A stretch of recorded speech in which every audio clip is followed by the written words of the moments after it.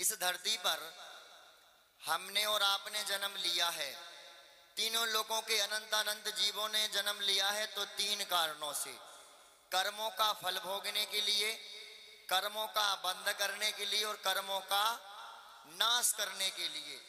दो कारण तो हम अनादिकाल से करते आ रहे हैं, कर्म का बंध करते हैं फिर कर्म का फल भोगते हैं, फिर बंद करते हैं फिर कर्म का फल भोगते हैं। पर हमने कभी चिंतन नहीं किया, मन में विचार नहीं किया कि कर्मों का नाश भी करना है। क्या करना है? हाँ, जब तक कर्म का नाश नहीं होगा आत्मा परमात्मा नहीं बन सकती। तो जो पहला कारण है कर्मों का फल, कोई अच्छे कर्म का फल भोग रहा है, कोई बुरे कर्म का। हमने पहला ही एपिसोड आपको सुना दिया है।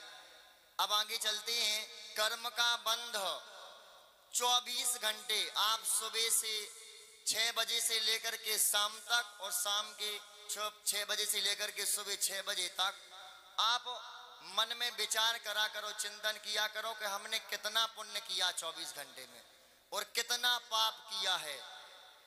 और जैसे हम नाप तोल करते हैं तराजू से अनाज को, या गुड़ शक्कर भी बेचते, अनाज भी खरीदते देते हैं, तो उसमें नाप तोल करना कि पाप का पल्ला भारी है कि पुण्य का है। बताओ धौलपुर वाले, धौलपुर वाले बताओ किसका पल्ला भारी है? तो पाप का फल क्या है?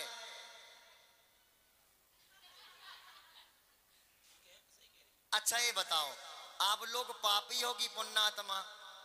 पुण्यात्मा। पुण्य नहीं, पुण्यात्मा है बेटा। कितने मंदिर देखो, दोनों पुण्यशाली भी हैं और पापी भी हैं।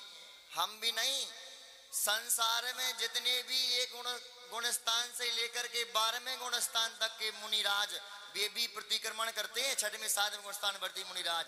पापिष्ठेन दुरात्मना जड़धिया माया बिना लोभिना राग देश मली मसेन मनसा दुष्कर्म निर्मितम। वो स्वयं के लिए बोलते मैं दुरात्मा हूं, मैं पापी हूं, मैं दुष्ट हूं। क्यों?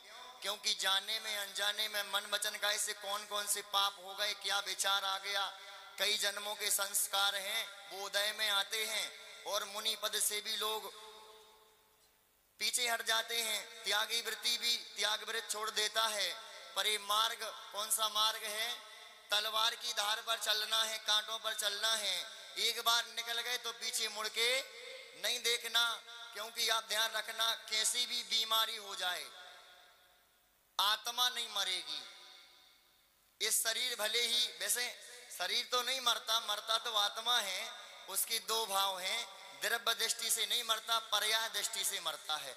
जैसे जीव द्रव्य की 4 पर्याय हैं, देव पर्याय, मनुष्य पर्याय, त्रियंच पर्याय और नारकी पर्याय।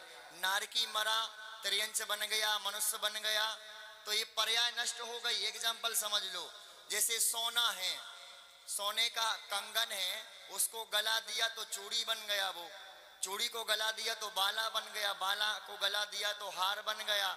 तो सोना नष्ट हुआ क्या? सोना तो वही जो कंगन में था, पर जो सोने की पर्याय थी वो नष्ट हो गई। तो पर्याय दृष्टि से आत्मा मरती है, द्रव्य दृष्टि से नहीं मरता। शरीर मरता ही नहीं, क्योंकि जीता ही नहीं है, वो तो पहले ही से मिट्टी का पुतला है। जो लोग कहते हैं ना शरीर मरता है, शरीर में जीने की क्षमता ही नहीं है। जीने का गुण किसका है? आत्मा का है। शरीर तो पहले से ही पुद्गल है, मिट्टी है, वो ना कभी जीता था ना जिएगा कभी। सुने आप लोग? तो कर्मों का फल भोगने के लिए, कर्म का बंद करने के लिए 24 घंटे में कितने पाप कर्म कर रहे हम।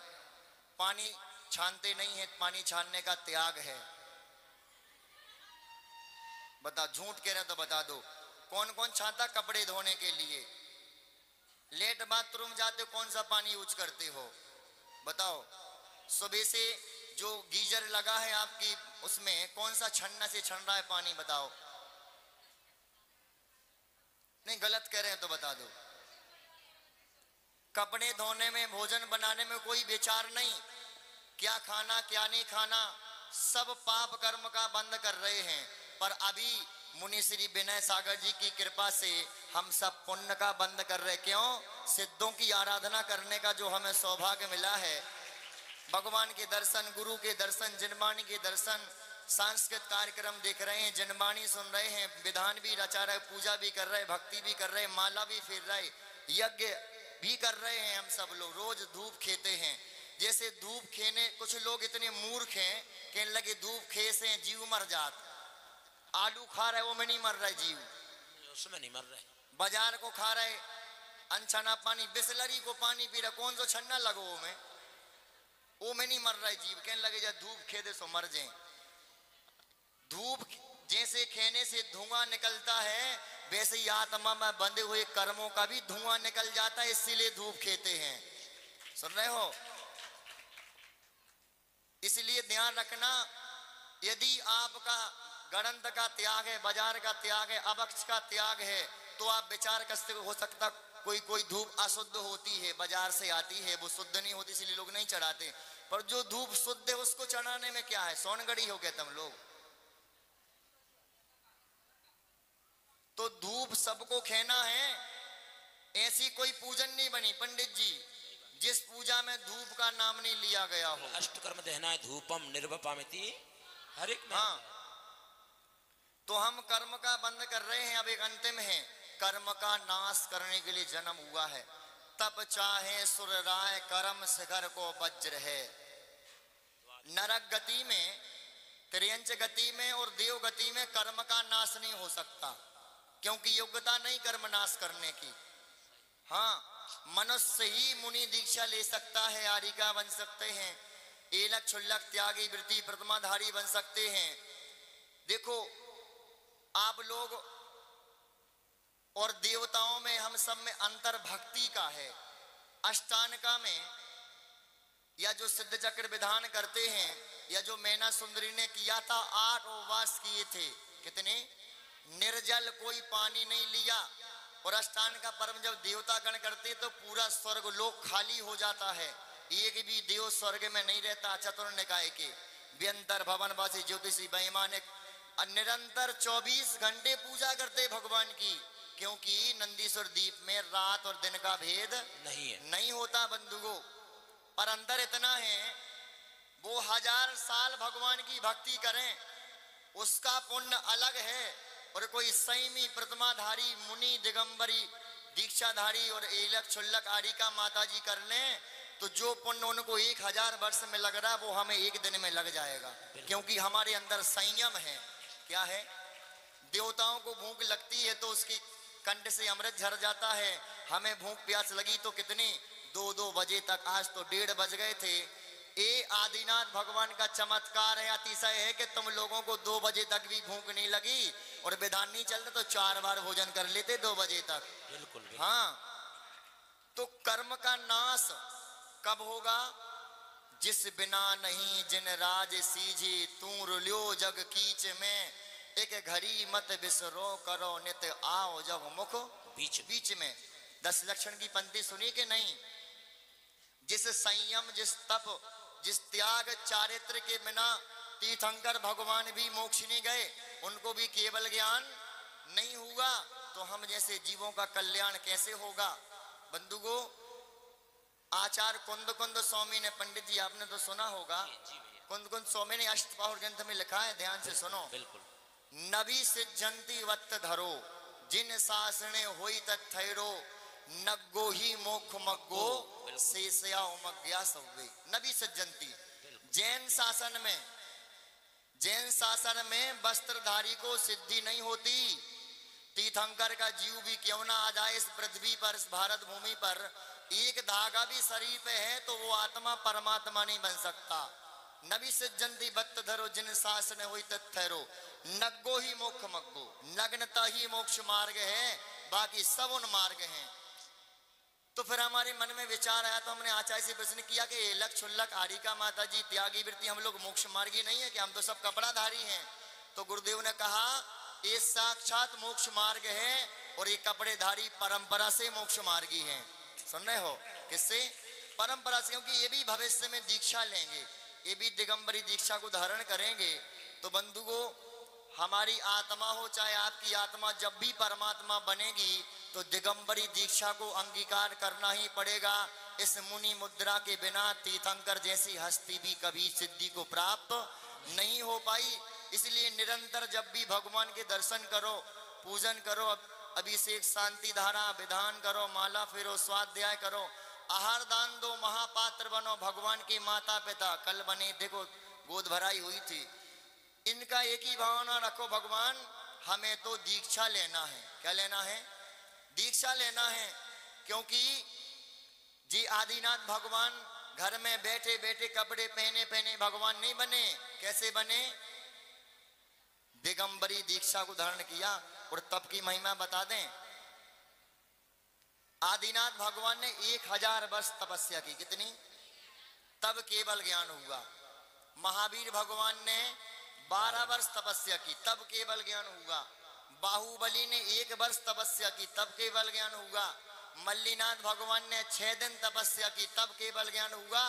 और भरत चक्रवर्ती तो अंतर मुहूर्त में मोक्षगामी हो गए, अंतर मुहूर्त में मोक्ष हो गया। ये विशुद्धि का कारण है। बंधुओं, जब कभी भी हमारे समाज में कोई अनुष्ठान चल रहा हो, कार्यक्रम प्रोग्राम, उसमें जो महापात्र बन रहे हैं उनकी प्रशंसा करो खूब। कि देखो कुछ लोग तो जन्मदिन में लाखों करोड़ों बर्बाद कर देते हैं, शादी बैंड बाजे में बर्बाद कर देते हैं, सालगिरह मनाते, टूर पर घूमने जाते, होटल में जाते हैं। पर इनकी सद्बुद्धि देखो, जितने महापात्र बने, सौधर्मिंद से लेकर के सामान्य इंद्राणी, इनकी कितनी अच्छी बुद्धि है कि नए वर्ष में कहीं नहीं गए, उनने अपना धन का सदुपयोग देवसात गुरु के चरणों में किया। और आज महापात्र बनकर के पूरी दुनिया देख रही है। तुम्हारे रिश्तेदार, परिवार, बुंदेलखंड, पूरा देश लाइव टेलीकास्ट में देख रहा है कि धौलपुर नगर में इतने सारे लोग, इतनी ठंडी में लोग घर से नहीं निकल रहे, इतनी ओस पड़ रही बाहर, सुने आप लोग। उसके बावजूद भी कितनी भक्ति है कि पूरा मंदिर का प्रांगण खचाखच भरा है। बहुत अच्छी भक्ति आदिनाथ भगवान के प्रति। इसलिए बंधुओं, कर्म का नाश करना है तो निरंतर क्या भावना भाना है? संत साधु बन के बिचरूं, ओहे घड़ी कब आएगी। संत साधु बन के बिचरूं, ओहे घड़ी कब आएगी। हाथों में पीछी कमंडल, हाथों में पीछी कमंडल, ओहे घड़ी कब आएगी। संत साधु बन के बिचरूं, ओहे घड़ी कब आएगी। हमारे एक महानुभाव कह रहे थे, अभी कहाँ गए वो, दिख नहीं रहे। कल या परसों भजन सुनाया था अध्यात्म वाला। हाँ, तो वो 2 मिनट का है। दुनिया को पता है कि 10 मिनट में 20 मिनट लगा थे। बहुत अच्छा है, उसको सुना करके नाटिका होगी। चलो मेरे आत्म प्रदेश, सिद्धों का है जहाँ देश। चलो अब वहाँ चले, चलो अब वहाँ चले। छोड़ो संसारी भेष, अब धरो दिगंबर भेष। चलो अब वहाँ चले। मिथ्या भ्रम से बच कर और अशुभ भाव तज कर, हे ज्ञानमयी चेतन निज को ही पावन कर। बांधे हैं कितने करम, नहीं जाना आत्मधर्म। चलो अब वहाँ चले। बोलो हमारे साथ, बांधे हैं कितने करम, नहीं जाना आत्मधर्म। चलो अब वहाँ चले, चलो अब वहाँ चले। और ये अंतिम है, नहीं अणु मात्र अपना, सारा जग है सपना। समता रस से भरपूर शुद्धात्म है अपना, नहीं अणु मात्र अपना, सारा जग है सपना। समता रस से भरपूर शुद्धात्म है अपना, जहाँ ज्ञान की धार बहे मुक्ति का द्वार मिले, चलो अब वहाँ चलें।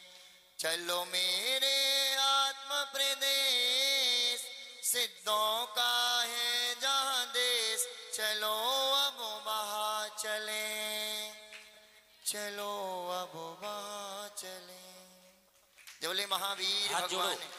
जा वाणी के ज्ञान से सूझे लोकालोक, शो वाणी मस्तक नमो सदा देता हूँ धोख।